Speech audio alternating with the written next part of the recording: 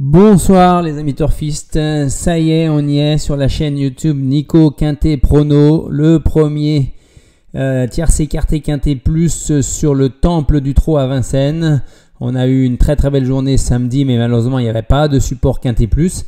Là, ce mercredi 23 août, on va se diriger sur l'hippodrome de Paris-Vincennes. Auparavant, n'oubliez pas de vous abonner. Vous êtes plusieurs dizaines, centaines à vous abonner chaque semaine. Donc, on continue à ce train d'enfer en direction des 10 000 et il y aura de belles surprises à la suite.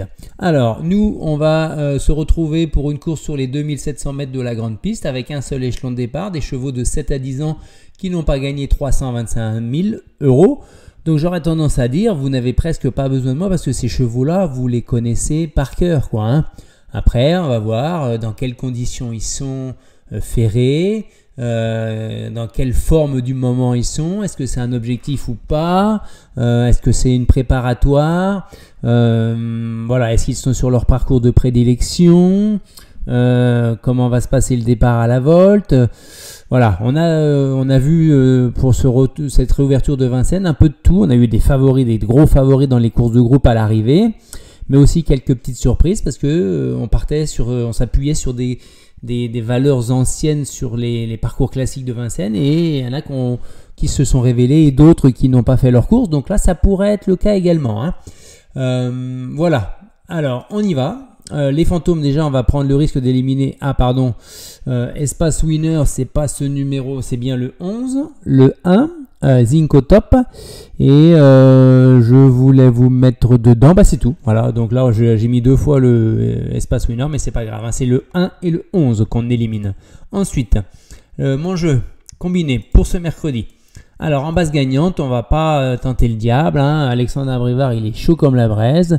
C'est un cheval qu'on connaît très bien, qui fait quasiment toutes ses courses dans ces configurations-là à Vincennes, 2700 grandes pistes, des ferrés des 4, la drift d'Abrivard.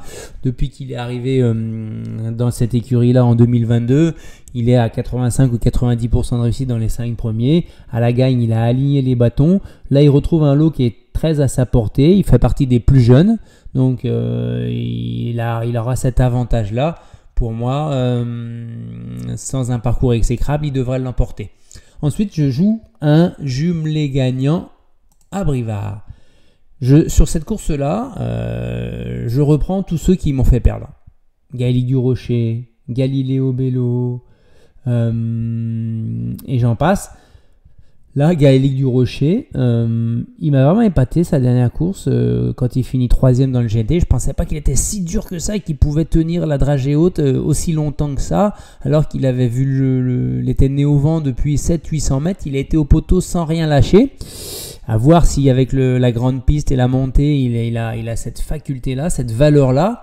Mais il a déjà battu Gendrien cet hiver. Donc avec la drift de Mathieu Abrivard, des ferrés des 4, et on tente un jumelé et on voit les deux Abrivard batailler au poteau. Ensuite, on va mettre le 15 étoiles de Kenny, c'est le super engagement. C'est la forme du tandem Clément et David Thomas, hein. Bon, David Thomas, ça fait bien longtemps que je vous en parle sur cette chaîne. Vous savez que je suis un fan de sa drive. Clément, lui, il prépare les chevaux. Et puis ça se passe très bien en ce moment. Ils éclatent tous leurs records. Étoile de Kenny, on la connaît, c'est une finisseuse. Si elle n'est pas trop loin, si elle est à portée de fusil, elle va en doubler plus d'un dans la ligne droite. Attention, surtout si la course a été sélective, hein.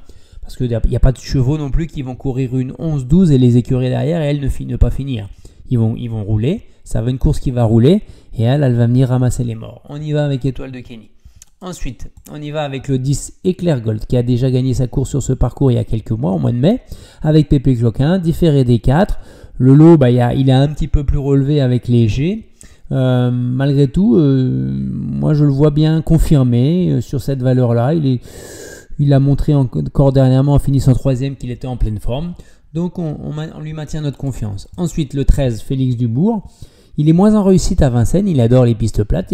Bruno Marie a fait le déplacement à Cagnes-sur-Mer la dernière fois pour gagner. Là, il ne rend pas 25 mètres. Il est dans la forme de sa vie. La forme prime la classe et l'aptitude au parcours, on va dire. Moi, je rajoute ça.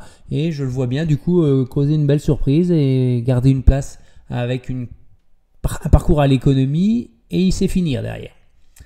Ensuite, le 12 Flamvliet, mon deuxième outsider. Hein. C'est vrai qu'elle n'a rien monté depuis un bon moment, elle a changé d'écurie. Là, elle a 2 parcours dans les jambes ferrées, lourds sur de l'herbe. Elle finissait assez loin, c'est vrai. Maintenant, la configuration n'est plus du tout la même. Elle retrouve un parcours sur lequel elle est capable de trotter aussi vite que ceux qui sont avec elle. Elle retrouve un driver, Pierre-Yves Verva. Elle le retrouve, elle est déchaussée, déferrée des 4. Hein. Donc on va pas attendre qu'elle soit de nouveau à 10 contre 1 ou moins pour la jouer. Là, à 50 contre 1, attention. Maintenant, je vous accorde, on n'a rien vu encore. On n'a rien vu sur ces 2 courses. Hein. Peut-être qu'il en faudra encore. Ensuite, le 14 Galileo Bello. Alors lui, pareil, je le rachète. Hein, je suis un peu à l'envers avec lui. Il y a des chevaux comme ça. Hein, je le joue, il n'est pas là. Je le joue pas, il est là, il gagne. C'est un casseur de tickets. Donc là, avec Nivard, il n'a jamais été dans cette forme depuis de nombreux mois, dit